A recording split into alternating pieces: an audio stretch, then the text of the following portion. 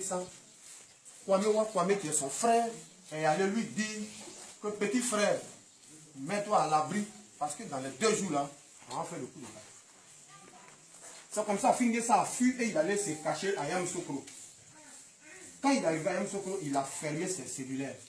Quand il a fini de fermer, il n'a pas dit à quelqu'un, et puis il est venu se cacher à Oumé. C'est là-bas qu'il allait se cacher. Doué Mathias, qui était chef d'état-major de Gbagbo, là, lui aussi, comme il était dans le coup, il a fui, il allait se cacher à Benjerville et il a fermé ses cellulaires. Et les gens sont venus. Vous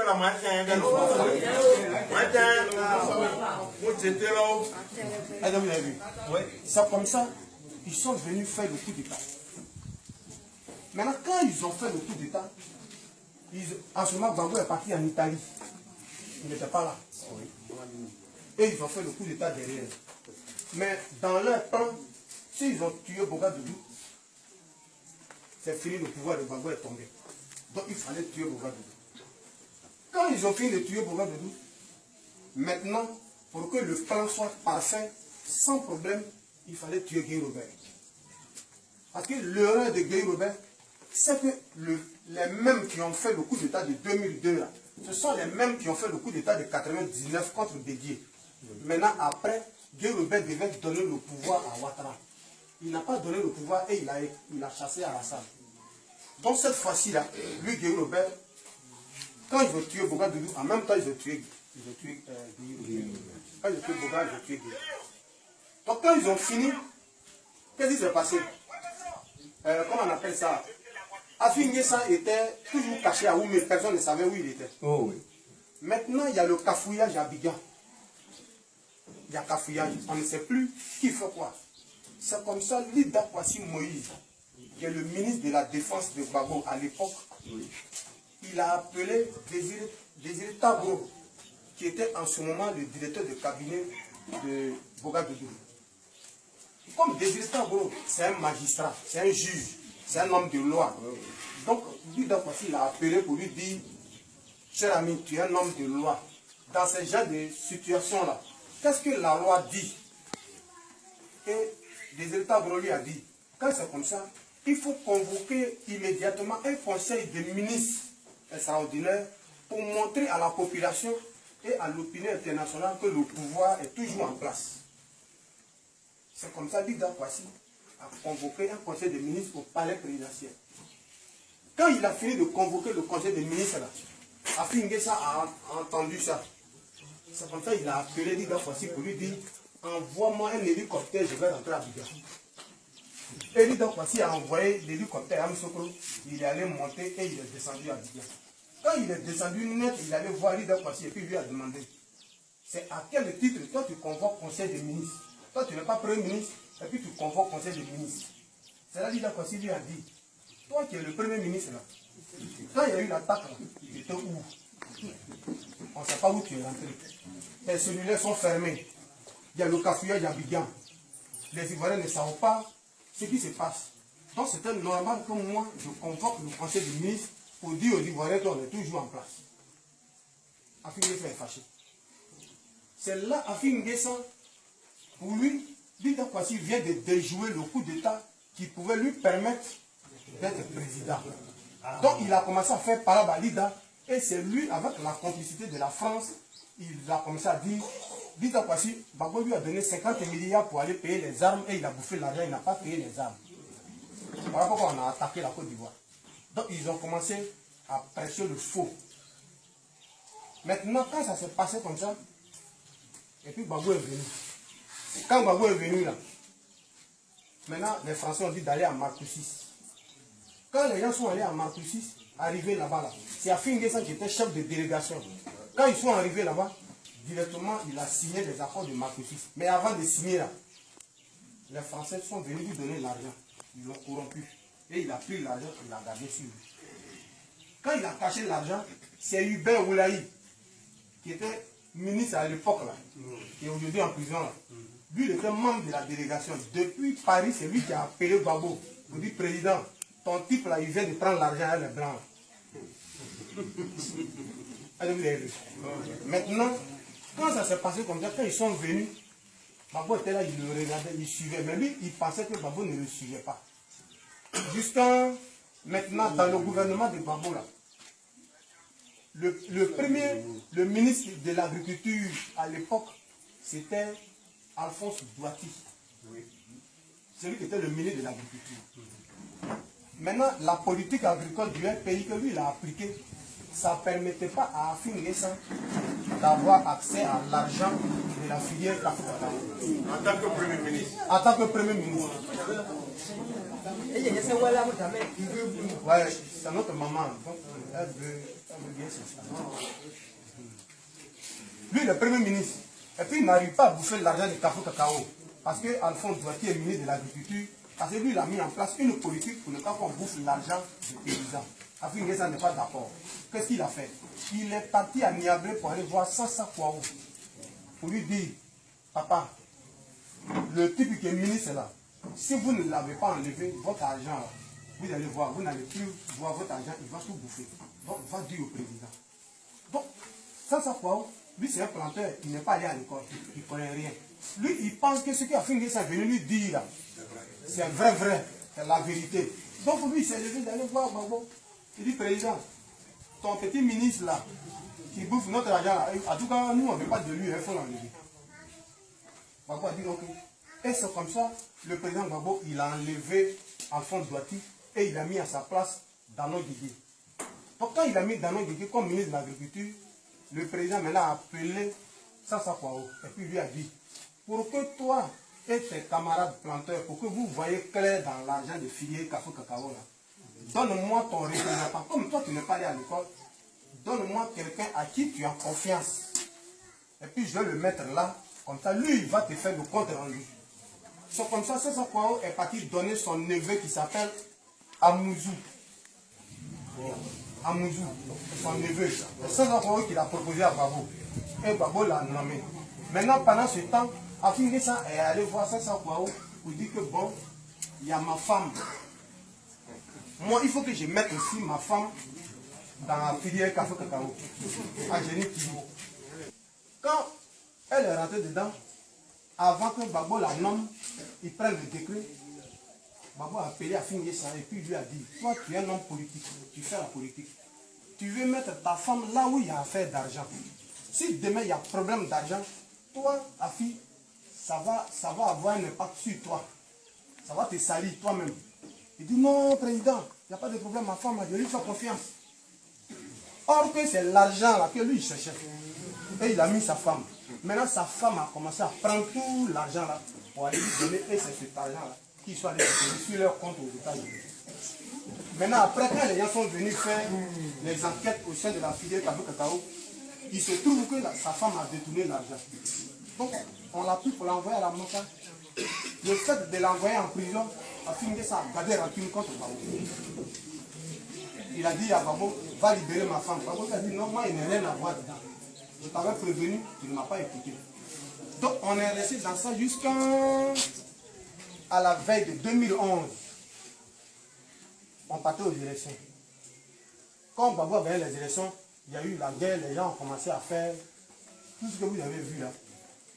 Lorsque la rébellion a commencé à prendre les villes au Bénin, Afin N'Guessan, Alcide Guégué, ancien ministre des Affaires étrangères, ils avaient un groupe. Ils sont allés à la résidence là-bas chez Babo. Et ils ont dit au président Babo, comme les rebelles sont en train de venir à Guégué, ils ont pris ton village, Gagnoua. Donc, monsieur le président, il faut rendre démission. Il faut quitter le pouvoir. Si tu quittes le pouvoir, ça va calmer les rebelles et puis la guerre va prendre fin. Babo n'a rien dit. C'est Simone Babo qui était à côté. Elle a dit à Afin N'Guessan, le président ne va pas démissionner. Ce que tu es venu dire là, est-ce que tu sais si le président démissionne dans ce café là, tu sais ce qui va se passer? Ils vont massacrer tous les Ivoiriens. Il ne va pas démissionner. Mais au moins, je te dis merci pour l'information que tu es venu nous donner. C'est-à-dire, elle voulait dire quoi? Merci beaucoup, parce qu'on m'avait toujours dit que tu étais un traître. Aujourd'hui, si toi, Afin N'Guessan, tu as pris ton courant pour venir nous dire vis-à-vis, ça veut dire que tu es maintenant venu te montrer au grand jour. Ah oui. Donc, quand Afinguessa a quitté la résidence du président Gbagbo, puis il est parti là. Il a pris son téléphone, maintenant il a appelé les gens de l'ONUCI, il a appelé la rébellion, il a appelé les Français partout. Il dit Gbagbo est prêt à démissionner, mais c'est sa femme qui s'est opposée. Sa femme dit elle ne veut pas. Voilà pourquoi quand ils ont arrêté Gbagbo là, puis ils ont arrêté Simone, vous avez vu comment ils l'ont maltraité là. Oh, ouais. Voilà. On dit qu'elle elle est femme ou garçon. C'est elle qui ne veut pas que Gbagbo démissionne. Sinon Gbagbo même était prêt pour partir. C'était les Afinguessa qui ont fait tout ça. Aujourd'hui, ils ont pris le président, ils sont partis à lui à La Haye. Il est là-bas. Maintenant, Afinguessa, au départ, il était en prison à Gouna. Et vous avez prié Dieu ici, vous avez pleuré pour lui ici. Les Ivoiriens ne pouvaient pas manger parce qu'on dit Afinguessa est en prison. Or que lui, il savait dans quoi il était. Pendant qu'il était à Gouna en prison, Dieu merci, en 2002, les deux ne s'entendaient pas. Dieu a fait, les deux se sont retrouvés dans la même cellule en prison à Gouna. Et c'est comme ça, la nuit, les gens de l'ONUCI là sont venus voir Afinguessa pour dire bon, nous là, toi et lui, donc voici, on va vous faire sortir. Et puis si vous êtes dehors là, vous allez travailler avec nous, vous allez travailler avec les blancs. Les blancs qui ont arrêté Gbagbo là. Comme ça, toi Afinguessa, nous on va te prendre et puis tu vas remplacer Gbagbo. Comme ça, Gbagbo là, si tu le remplaces, nous on va te poser la question et puis tu vas dire officiellement que Gbagbo a perdu les élections de 2010. Comme ça, si tu dis ça, si on l'a condamné là-bas, c'est toi qui vas prendre la place et puis nous on te met au pouvoir. Il dit, il n'y a pas de problème. Vous avez vu, non? Maintenant, quand ils ont commencé à discuter, l'État voici Moïse, lui il a fait un plan. Il dit, bon, vous voulez faire sortir nous deux pour travailler pour vous. Mais si on sort et qu'on travaille pour vous, nos amis qui sont en prison là, quand ils vont voir ça, ils vont commencer à nous soupçonner. C'est pas bon. Moi je vous propose de faire sortir tout le monde. Et puis maintenant on sera nous tous dehors. Comme ça nous on va travailler avec eux. Ils ont dit, ah c'est vrai. Ce que tu as dit là c'est vrai. C'est comme ça ils ont dit, bon, dites à tous vos camarades, ils n'ont qu'à se préparer, ils n'ont qu'à faire leur bagage, ils vont sortir. C'est comme ça le 5 août 2013, eux tous ils étaient libérés. Simone Gbagbo devait sortir. C'est Afinguessa qui est passé par derrière pour aller voir les gens pour dire, si Simone Gbagbo est sorti, moi je suis mort, vous les gens d'Alassane, vous êtes morts. Et celle-là, elle va vous faire tomber. C'est comme ça Mme Gbagbo est restée en prison. Tout le monde est sorti sauf elle. Maintenant quand ils sont sortis là, leader Kwasi maintenant il a appelé Afi. Il lui a dit, quand toi et moi on était en prison là, les gens sont venus nous voir pour dire qu'on n'a qu'à trahir Gbagbo, on n'a qu'à trahir le pays. On n'a qu'à convoquer le parti et puis on va informer tout le monde. Comme ça chacun va prendre des dispositions. Afinguessa dit non, pas question.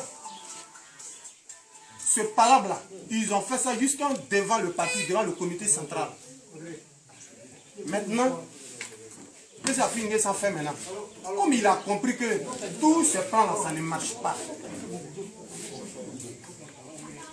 Tous ces plans-là, ça ne marche pas. Donc, quand Alassane a pris le pouvoir, vous avez vu ce qu'ils ont fait. Quand Alassane a pris le pouvoir, comme la femme d'Afinguessa était en prison au départ, il a pris la femme d'Afi, il l'a fait juger et il a condamné la femme d'Afinguessa à 20 ans de prison ferme. Mais elle a la maison. Quand on te condamne à 20 ans de prison ferme, on t'envoie en prison. On te met sous mandat de dépôt. Moi là, ils ne m'ont pas jugé, condamné. Mais ils m'ont attrapé comme ça, ils m'ont mis dans la voiture, ils m'ont envoyé à la Maca. Pourtant moi, je ne travaille pas à la présidence. Mais toi, Afinguessa, on attrape ta femme, et puis Alassane, qui est notre adversaire, il prend ta femme, il la juge, il la condamne, il ne la met pas en prison, et puis il la laisse à la maison. Entre toi et Alassane, il y a quel deal? Il y a quel... Vous faites quoi? Il y a quoi? Il y a quelle affaire? Vous avez vu? Mais comme Dieu est fort, doucement, chaque jour que Dieu faisait, tout le plan que Afinguessa est en train de faire, ça a commencé à sortir au grand jour. C'est-à-dire quoi? Afinguessa et Alassane Ouattara ont fait un deal. Ils ont signé un accord secret. C'est-à-dire Alassane Ouattara doit prendre Afinguessa, le présenter au monde entier comme c'est lui le président du RPI. Maintenant, en le présentant comme le président du RPI, il veut l'utiliser pour pouvoir neutraliser, il faut casser les autres. Il faut casser le RPI, casser les Abdelrahmane Sangaré, tous ceux qui sont assis là. Il faut les détruire. Et puis maintenant, Afin N'Guessan va vendre le RPI dans la main de Salasal, comme Bédi a vendu le PDC. Vous avez vu? Donc, c'est ce plan-là qui n'a pas marché. Donc, pour que Afin N'Guessan, pour lui, pour que ce plan marche, dans le RPI, il y avait des gens qui le gênaient. Donc, ces gens qui le gênaient là, il faut les enlever. Comment? Comme il ne peut pas les tuer, il s'en va la nuit, il s'en va même Batakou, il dit bon, assois à Dou, mets-le en prison. Bon, Hubert Oulaï, c'est un faux type, lui là. Allez, mettez-le en prison. Bon, prenez tout cela, allez-y, ils n'ont qu'à aller en prison. Les Akoum Laurent. Tous les Akoum Laurent, eux tous, on les a mis en prison. Parce qu'Afin N'Guessan dit, il faut les mettre en prison. Sinon, ils vont pas me laisser. Remarquez, depuis qu'Afin N'Guessan est sorti de prison jusqu'à aujourd'hui, est-ce que vous l'avez une fois vu, il est parti rendre visite à la femme de Gbagbo? Non. Alors, pourquoi? Toi, tu dis que tu luttes pour Gbagbo. D'accord. On suppose que le billet d'avion pour aller derrière Gbagbo, aller